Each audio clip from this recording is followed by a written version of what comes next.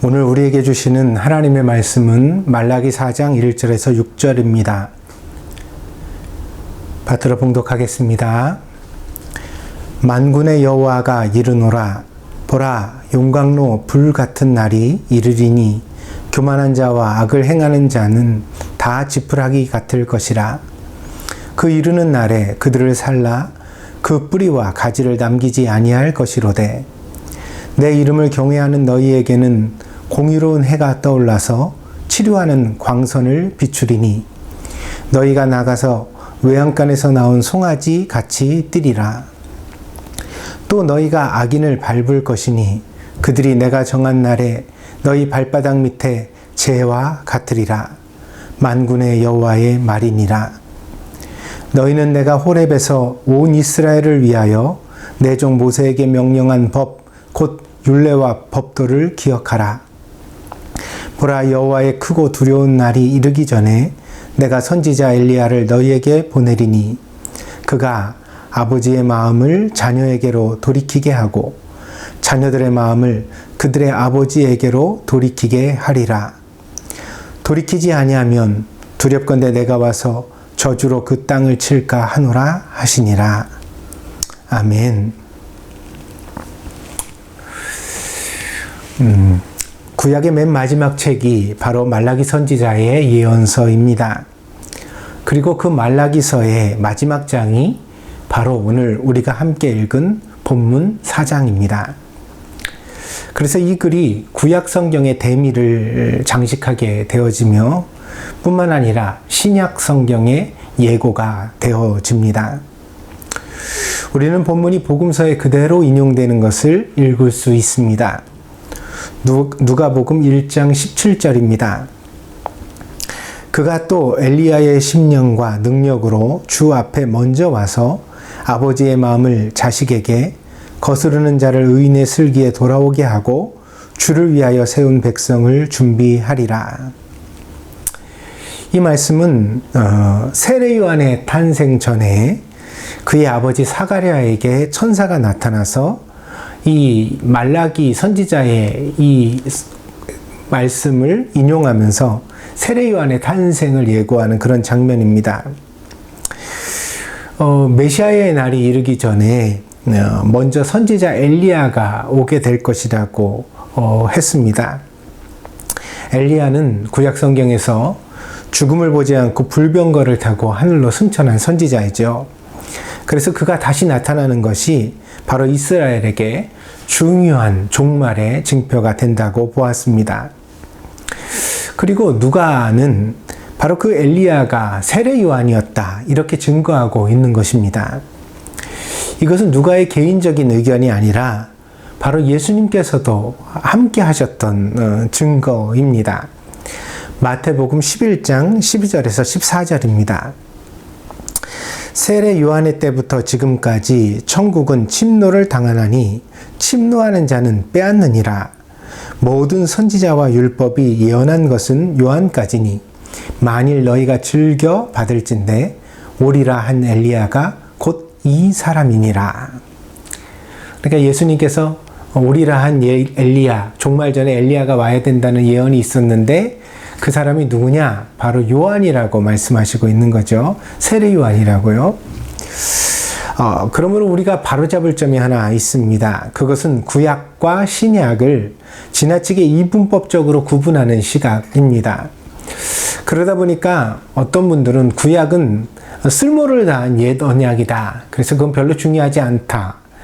신약만 우리에게 중요한 계명이라고 그렇게 잘못 말씀하시는 분도 있습니다. 이것은 분명히 오해입니다.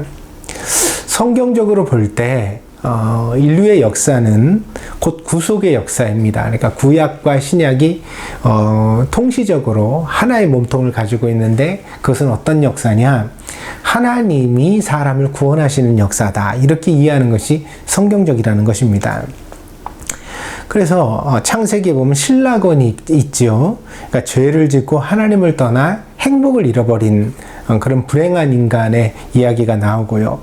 여기로부터 시작된 성경의 이야기가 많은 과정을 거쳐서 그래서 결국은 복락원, 그러니까 하나님의 은혜와 사랑을 통하여서 잃어버린 영원한 생명을 다시 되찾는 과정.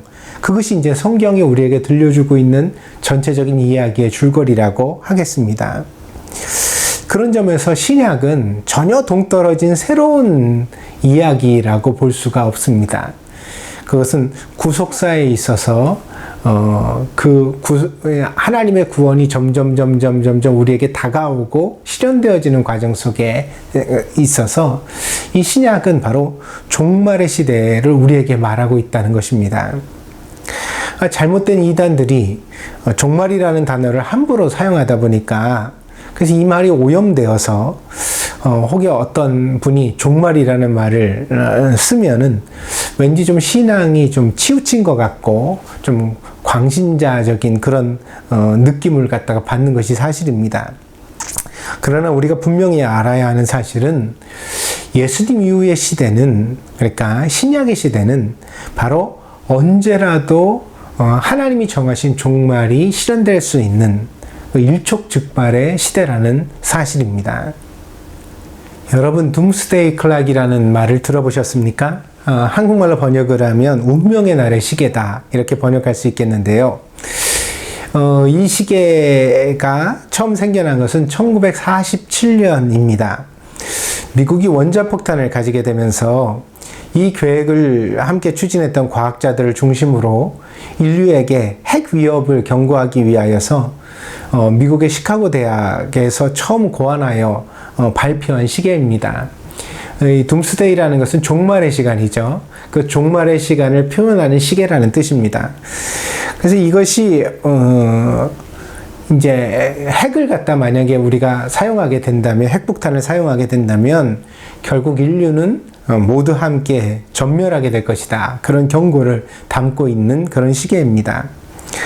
자정을 이제 둠스데이로 봤거든요. 그러니까 24시, 이 종말의 24시에 얼마나 가까워졌느냐를 나타내는 것인데, 1947년 처음 시작할 때는 이제 미국이 핵폭탄을 가지게 되었으니까 그것을 근거로 23시 53분, 11시 53분이 되겠죠. 이렇게 이제 이 시계가 시작을 했습니다.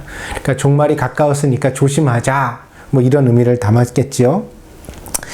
그러다가 1949년에 소련도 핵실험에 성공을 하게 됩니다. 그래서 23시 57분이 됩니다. 그러니까 4분이 더 이제 종말에 가까워지게 된 거죠. 57분이 되었습니다.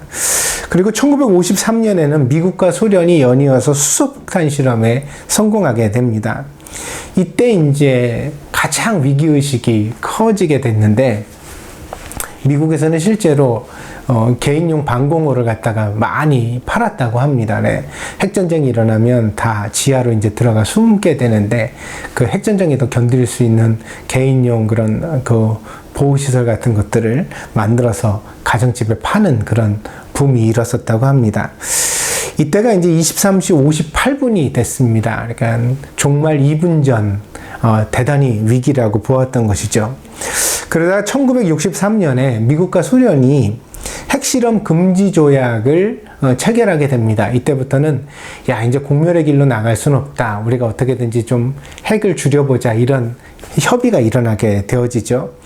그래서 온 세계가 희망을 품고 이때 그 10분을 갖다가 그 뒤로 후퇴를 했습니다. 그래서 이때는 23시 48분이 되었습니다. 그러다가 이 시계가 최근에 아주 빨라졌습니다. 불행하게도 이렇게 만든 장본인은 미국도 러시아도 중국도 아닙니다. 이 세계 핵시계 둠스데이 클락을 빨라지게 만든 장본인은 바로 북한입니다. 2007년 북한이 핵실험에 성공하면서 23시 55분이 되었고요.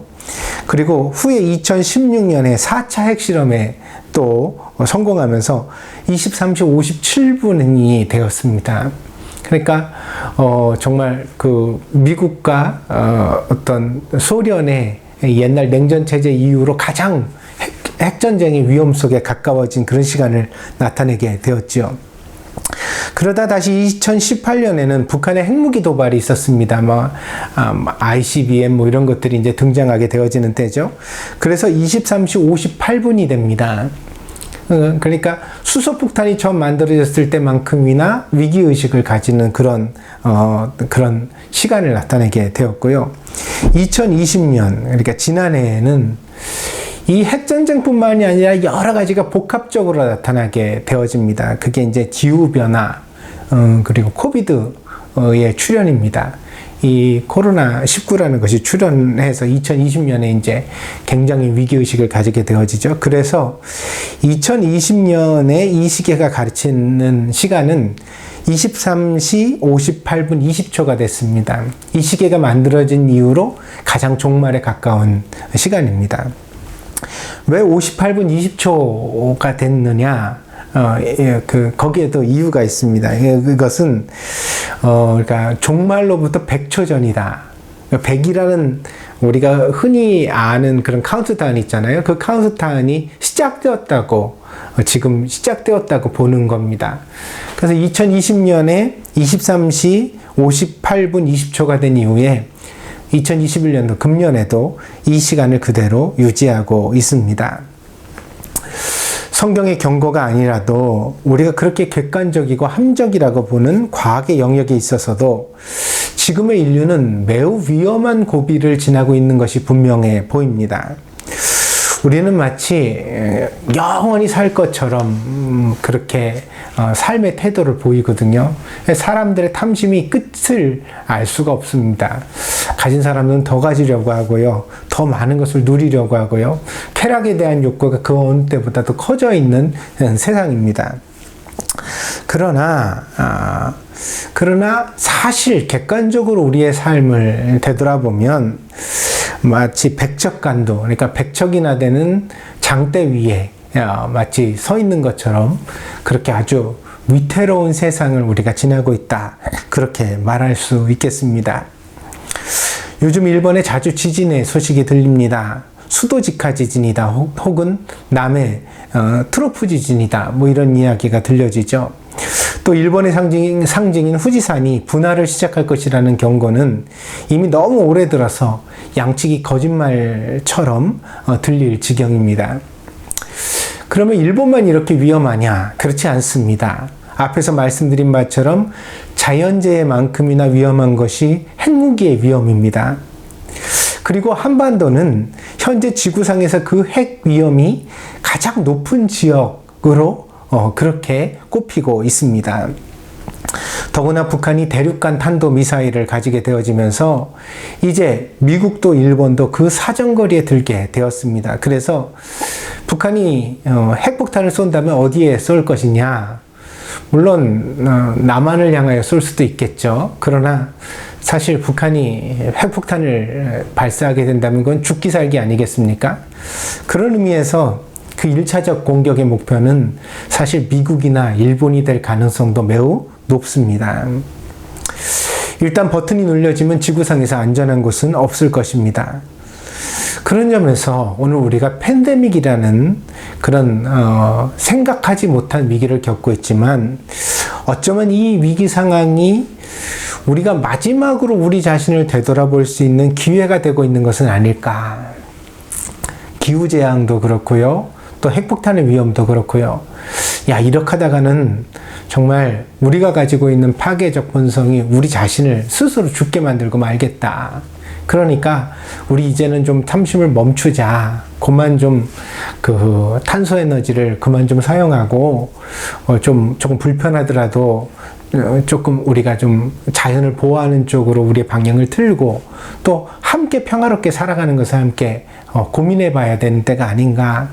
그래야만 이 고비를 힘을 합쳐서 함께 잘 넘기고 지구라는 하나님이 주신 우리의 고향을 우리가 함께 지켜갈 수 있지 않을까 생각을 해봅니다.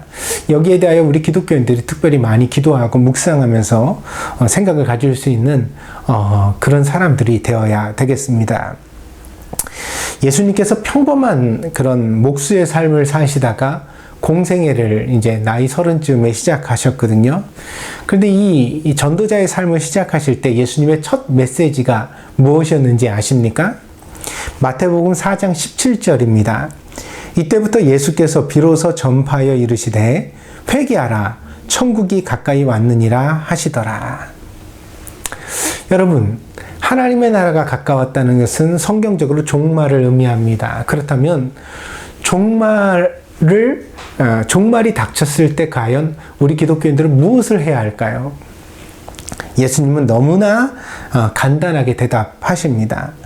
날마다 회개하는 마음으로 살아가라는 것입니다. 회개하라, 천국이 가까이 왔느니라. 너희에게 종말이 다가온 것을 알게 된다면, 그렇다면 그 종말 앞에서 너희들은 회개해야 한다는 것이 예수님의 메시지였습니다. 그리고 이것은 오늘 말라기 선지자를 통하여 우리에게 주시는 말씀의 내용이기도 합니다. 오늘 본문의 1절에서 3절은 악인에 대한 심판을 경고하고 있습니다. 제가 한번 읽어보겠습니다. 만군의 여호와가 이르노라, 보라, 용광로 불같은 날이 이르리니. 이게 뭐예요? 종말이죠. 종말이 용광로에 불같이 임한다는 거예요. 그날은 교만한 자와 악을 행하는 자는 다 지푸라기 같을 것이다. 용광로와 지푸라기는 아주 대조적이죠. 그러니까 용광로의 불에는 쇠도 녹는데 지푸라기가 어떻게 견디겠습니까? 그래서 그 이르는 날에 그들을 살라. 그러니까는 교만한 자와 악을 행하는 자들을 불이 사르게 된다는 거죠. 심판을 이렇게 받게 된다는 것이에요. 그래서 그 뿌리와 가지를 남기지 아니할 것이로되. 아무것도 안 남는다는 거예요. 응? 것이로되. 그러나 여기 대조되는 종말이 있습니다. 그건 뭐냐? 2절입니다. 내 이름을 경외하는 너희에게는 공의로운 해가 떠올라서 치료하는 광선을 비추리니 너희가 나가서 외양간에서 나온 송아지 같이 뛰리라. 여러분, 외양간에 갇혀있던 송아지가 들판에 풀려나면 얼마나 신이 나고 기쁘겠어요. 그러니까 그냥 기뻐서 뛰는 것과 같이 그렇게 즐거움과 기쁨이 가득한 장면을 말하고 있는 거죠. 그래서 종말이 어떤 사람에게는 마치 지푸라기가 용광로를 만나는 것처럼 아무것도 남지 않는 어떤 절망적인 날이 되겠지만, 그러나 하나님을 경외하는 사람들에게는 기쁨의 날, 자유의 날이 되게 될 것이다. 이렇게 이제 대조적으로 말씀하고 있는 것입니다. 3절입니다. 또 너희가 악인을 밟을 것이니 그들이 내가 정한 날에 너희 발바닥 밑에 재와 같으리라. 만군의 여호와의 말이니라. 한국인들이 비루하고 하찮은 사람을 비유할 때 흔히 발바닥에 때와 같다 이런 비유를 사용하잖아요. 그런데 유대인들에게도 오늘 비슷한 비유가 나타납니다. 말라기 선지자는 악인들을 향하여 종말에 그들이 발바닥 밑에 재와 같으리라 이렇게 말씀하고 있습니다. 그러니까 정말 의인에 비하여서 악인은 정말 그 심판으로 인하여 비참해질 것을 경고하고 있는 것입니다. 이는 1절에서 교만한 자와 악을 행하는 자들을 지푸라기 같을 것이다 라고 비유한 것과 연속성을 가지는 표현입니다. 왜냐하면 지푸라기가 타면 재가 남잖아요. 그래서 그것을 그렇게 말씀하고 있는 것입니다. 결국 악인은 아무것도 남기지 못할 것이다. 그래서 깨끗한 소멸, 그것이 바로 성경이 말하는 악의 정해진 운명인 것입니다. 신앙인은 이러한 종말을 피해야 합니다. 즉 다시 말해서 지푸라기가 불을 만나듯이 그런 종말은 신자에게는 있어서는 안 됩니다.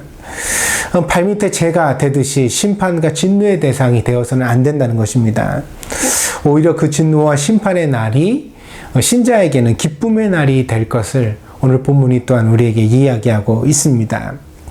그렇다면 신자들은 어떻게 이 무서운 종말을 오히려 기쁨과 자유의 날로 맞이할 수 있을까요? 어떻게 준비해야 우리는 그렇게 종말을 기쁨의 날로 바꿀 수 있습니까?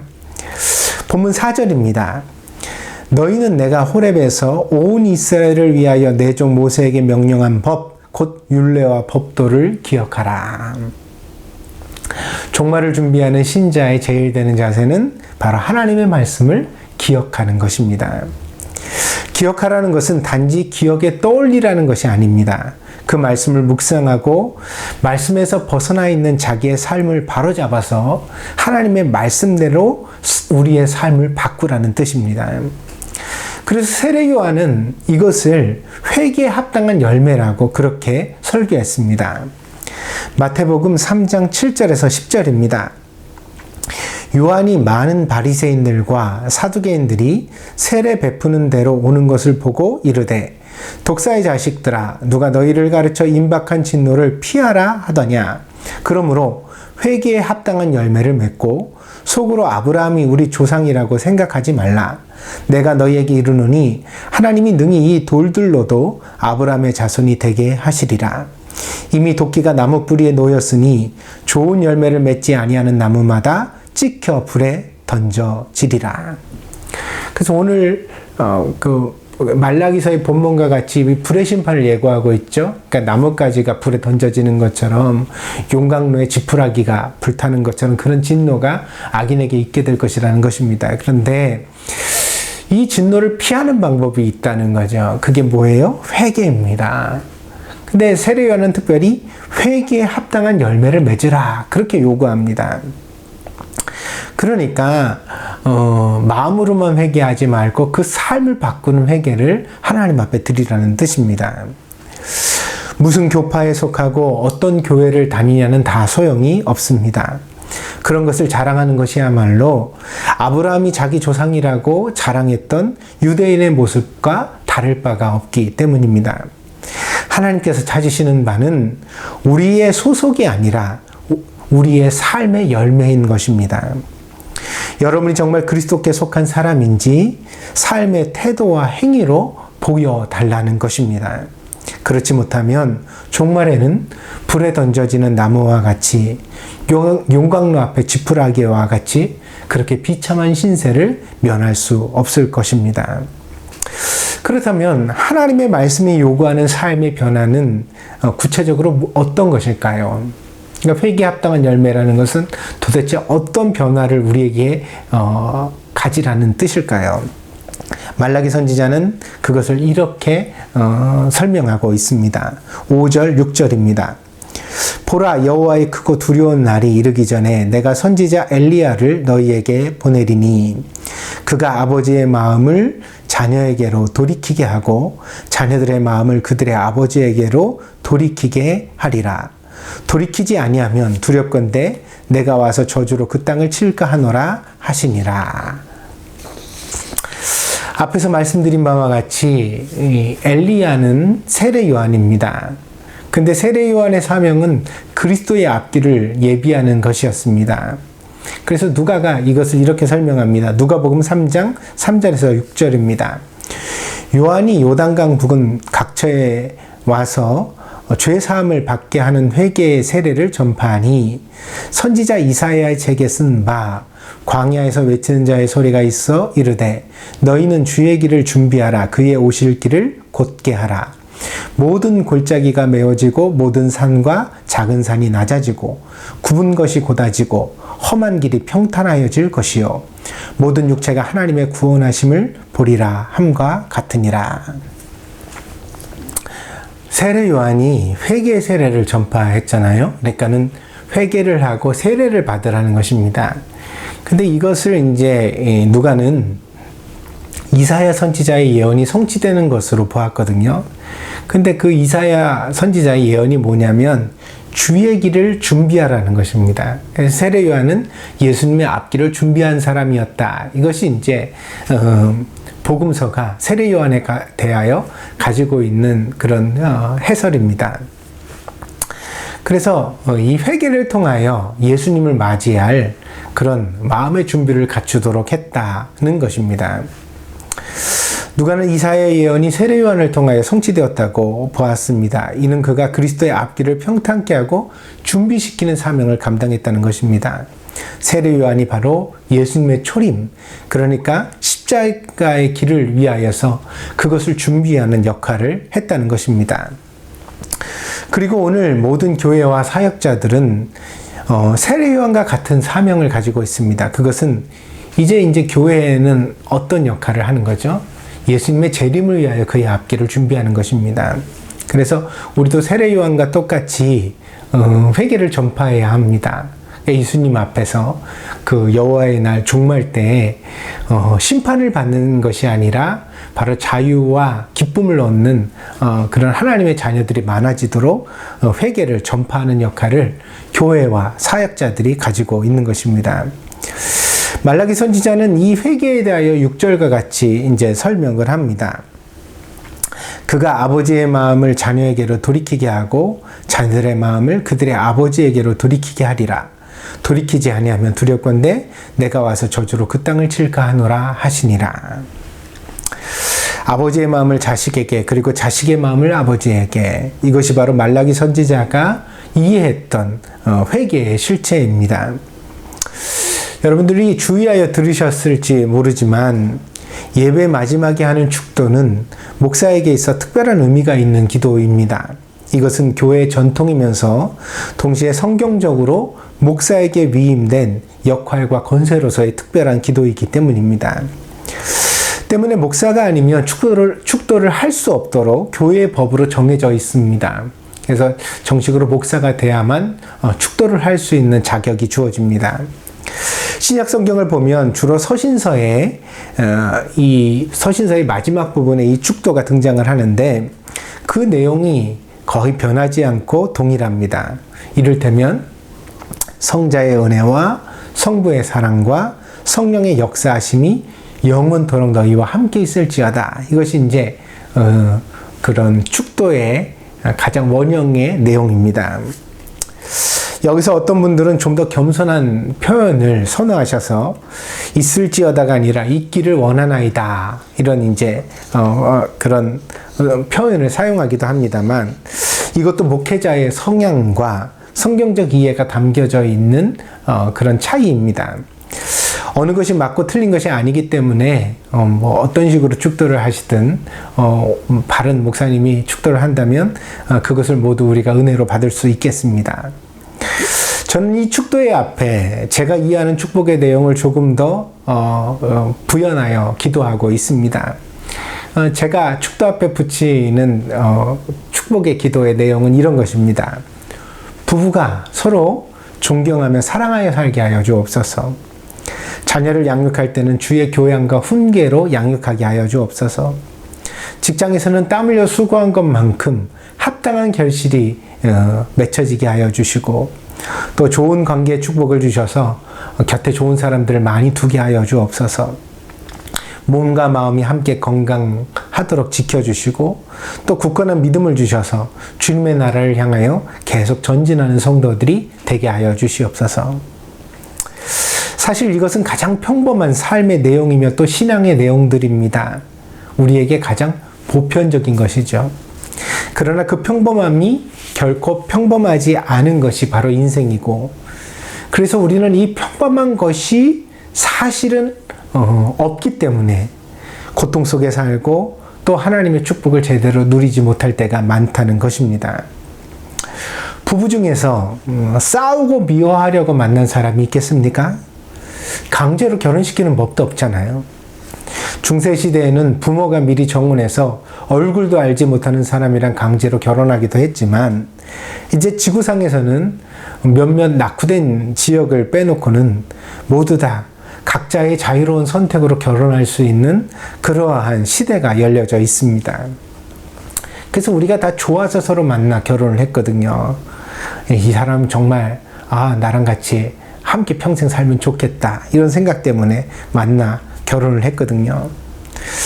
그런데 그렇게 좋아서 만나 결혼한 사람들이 결혼 생활을 하다 보면 어느 순간인가 남남처럼 되고 심지어 원수가 됩니다. 친척을 나타내는 촌수에서 부부는 영촌이라고 하는데 친할 때는 영촌이지만 사실 친하지 못할 때는 빵촌이 되고 맙니다. 잘 들으십시오. 부부간에는 존경과 사랑이 있어야 합니다. 아내가 남편을 무시하기 시작하고 남편이 아내를 더 이상 사랑하지 않으면 사실 그 집은 여간빵이나 다름이 없지 가정이 아닙니다. 그런데 오늘 이 세상에는 그렇게 사는 사람들이 적지 않습니다. 도대체 왜 그렇게 살까요? 자기도 괴롭고 또 상대방도 괴롭게 하는 삶을 도대체 왜 그런 식으로 살아가고 있을까요?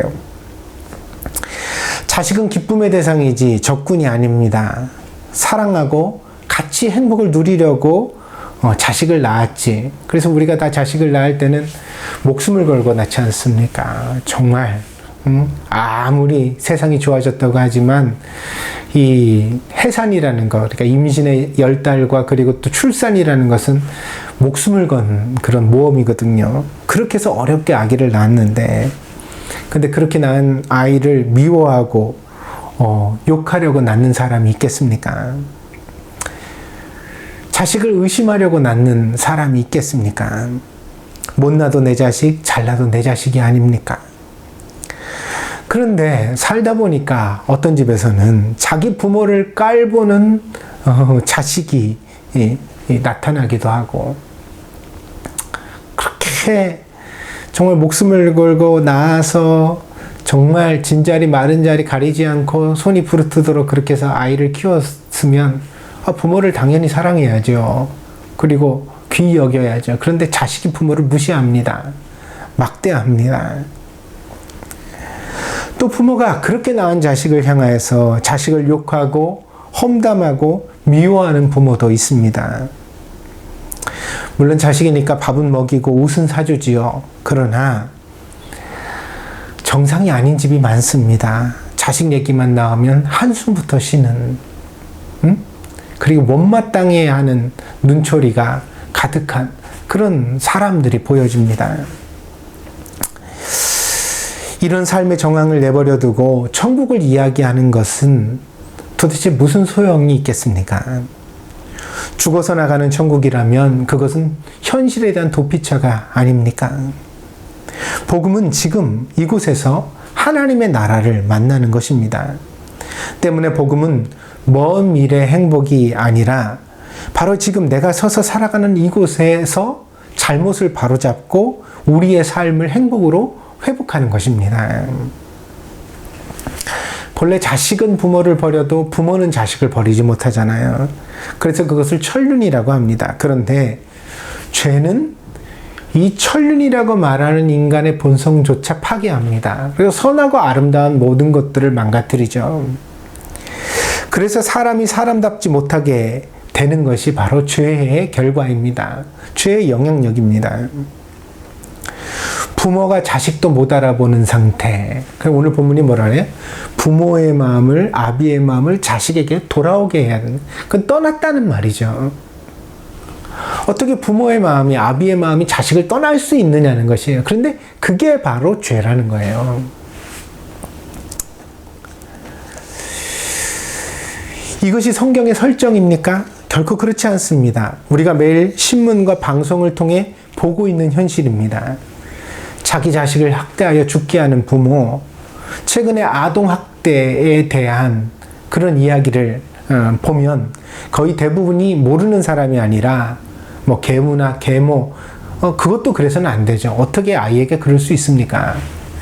근데 심지어는 계부 계모도 아니에요. 심지어 자기 엄마, 자기 아빠가, 자기 이모가, 이모부가, 이게 도대체 사람입니까? 짐승입니까?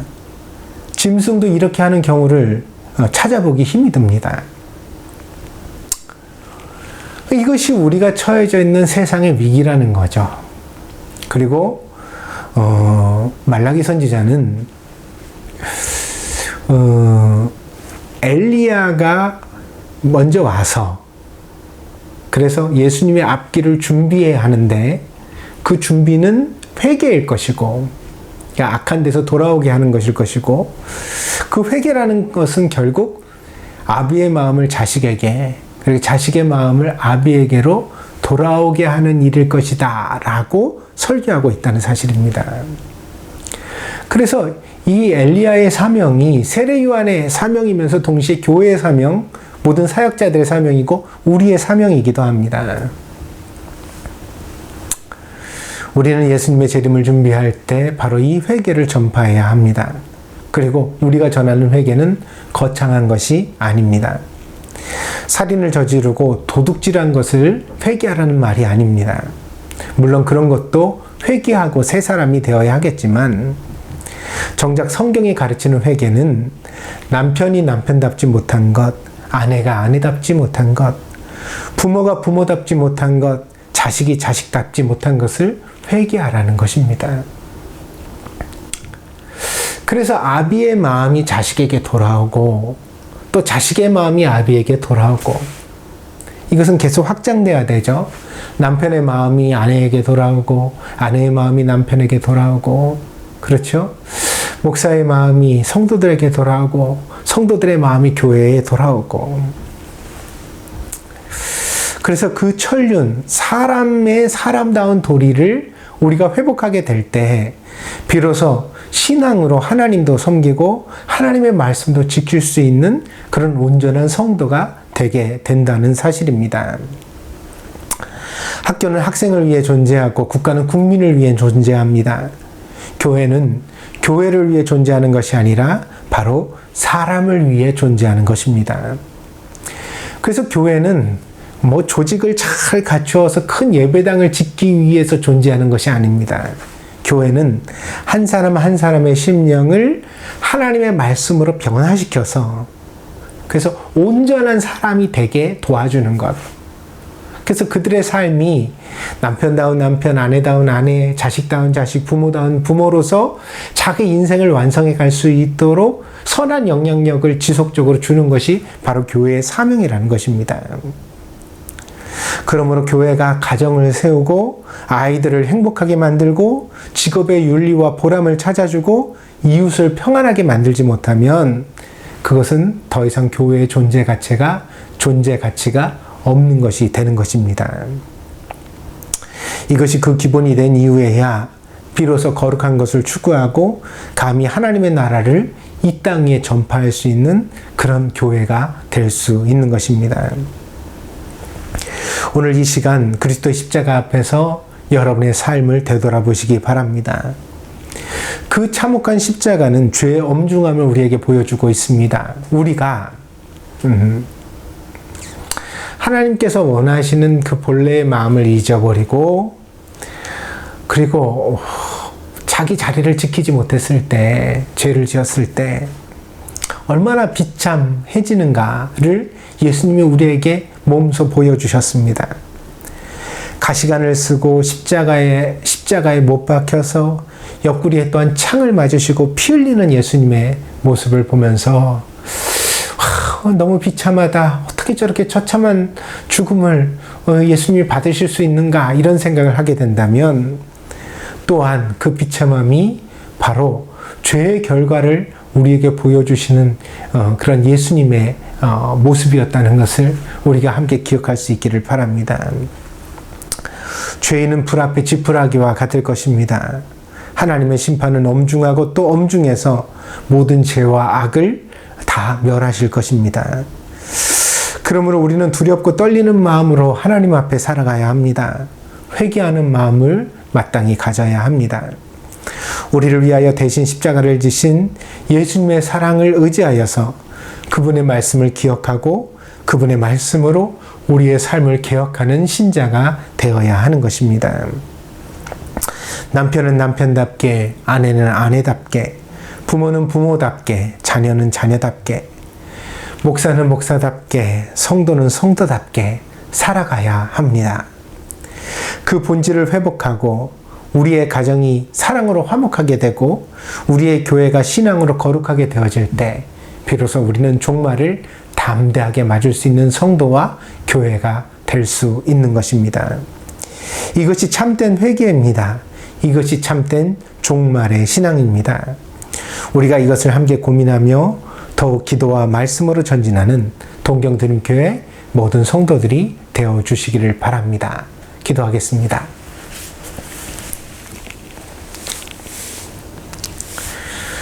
우리가 편안한 삶에 도취되어 잠시 종말을 잃어버릴 때가 있었습니다.